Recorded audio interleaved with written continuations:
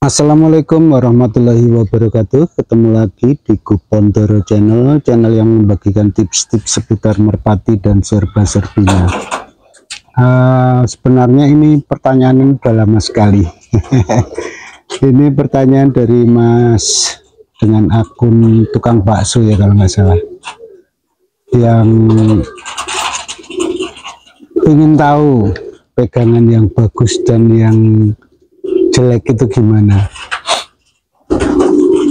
Sebenarnya nggak ada ya pegangan jelek itu ya untuk burung itu. Ini pendapat saya dan hasil dari analisa saya bermain burung.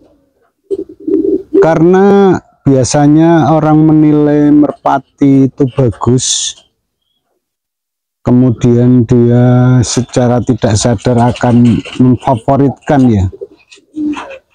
Artinya berdasarkan pengalaman, bukan berdasarkan pendapat secara 100% itu enggak. Ya mungkin dari pendapat juga ada andil, tapi yang pasti kalau menurut analisa saya itu semua berdasarkan pengalaman dia bermain. Seperti contoh ya, saya suka atau saya pemain burung rumahan yang tinggian gitu ya. Ketika harus memegang burung atau memilih burung, saya harus cari yang sesuai kriteria main tinggian, yang rambonannya harus Jawa Gresik, atau kalau bisa tiga-tiganya ada, yaitu Jawa Gresik pos. Kemudian bulu juga harus yang kering kemerasa, pegangan harus bulat besar, harus damis. Untuk pegangannya itu maksudnya yang sayap itu nempel ke badan itu namanya damis, kurang lebihnya begitu. Yang neutro juga, kemudian paruh kering, lancip tipis, kaki juga kering, kemudian menyukai kaki yang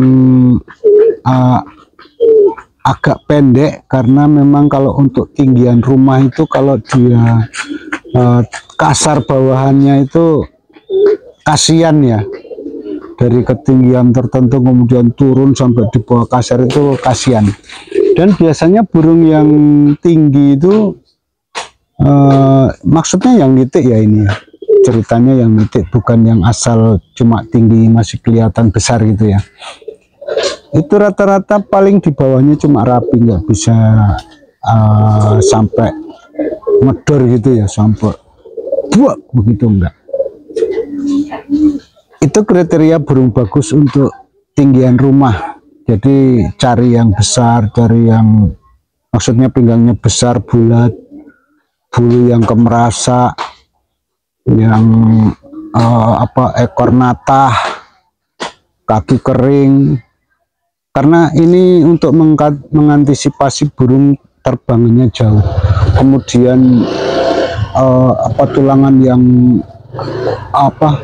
tebal tapi halus, jangan terlalu kasar.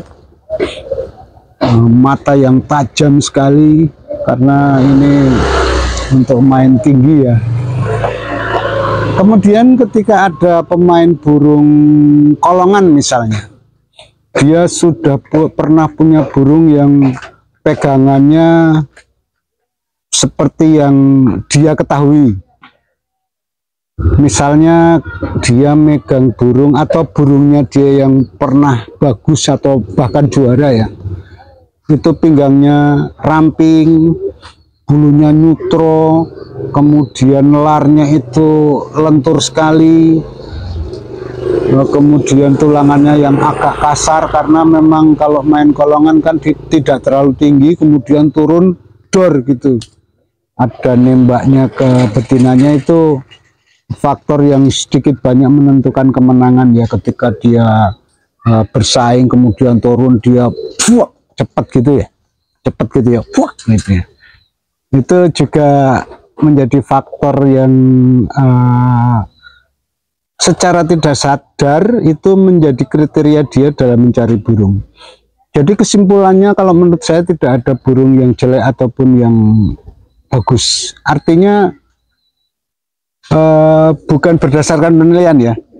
Jadi secara umum semua burung itu bagus pegangannya, karena yaitu tadi disesuaikan dengan permainan.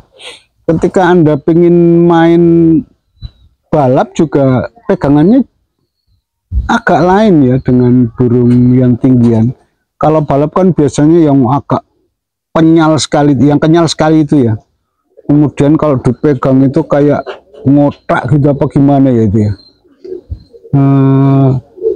Bentuknya itu bisa rapi gitu ya, untuk bulunya itu tidak terlalu tebal sekali, jadi kesannya agak tipis, kemudian tulangannya yang rengkot. Itu kriteria untuk burung apa, balap, yang dia tidak memerlukan ketinggian yang sampai nitik gitu ya. Kemudian di paruh pun mungkin ya, kemungkinan besar, karena saya juga tidak lama main balap, cuma sekedar ikutan lah sama teman-teman, ngelatih ayo gue golek terus balap ya, saya cari burung balap, saya lihat oh kalau balap itu kurang lebihnya begini, yaitu yang badannya agak kaku, kenyal sekali. Paruh aja saya lihat itu banyak punya teman-teman saya itu yang tebal, basah atau tebal gitu ya. Padahal kalau untuk main tinggian itu diperlukan paruh yang runcing, tipis. Itu menentukan burung itu gampang diklepek atau tidak dalam ketinggian yang sampai nitik. Kalau yang basah biasanya itu, atau yang tebal ya, untuk ketinggian yang masih nanggung itu mungkin diklepek masih mau turun, tapi kalau udah dibuat sampai tinggi sekali itu rata-rata muter atau bahkan tidak turun, itu biasanya. Jadi kesimpulan akhir kalau menurut saya sih nggak ada burung yang jelek, itu semua bagus, tapi untuk permainan tertentu tidak bisa semua jenis burung dimainkan, misalnya untuk tinggian yang pegangannya agak gepeng, atau yang kecil di belakang, atau yang paruhnya kurang bagus, paruhnya kurang kering kemudian dimainkan, itu nggak bisa ya kalau untuk tinggian. Jadi kesimpulan itu tadi saya ambil karena memang berdasarkan permainan, kita tidak bisa mengambil kesimpulan secara umum, oh burung ini jelek, oh burung ini bagus, tapi kita harus tahu ini untuk main apa. Kalau untuk main tinggian kriterianya begini, untuk main balap kriterianya begini, untuk main kolongan kriterianya begini. Kemudian kadang-kadang ada pemain burung rumahan tinggian juga yang penting menang gitulah. Ya cari yang dia terbangnya nggak perlu nitik. Jadi yang nanggung, kalau bisa yang ninggal gitu ya. Kecuali kalau lawannya misalnya ini janji gandeng ya, kalau nggak gandeng nggak jadi, nah itu beda lagi. Itu ya Mas, yang punya akun tukang bakso kurang lebih begitu. Jadi nggak ada burung yang jelek, itu nggak ada kalau menurut saya. Jadi semua itu tergantung pengalaman pemain, kemudian tergantung jenis permainan, dan juga mungkin masukan dari teman-teman, oh yang bagus ini begini, karena mungkin sama-sama pemain rumahan ya.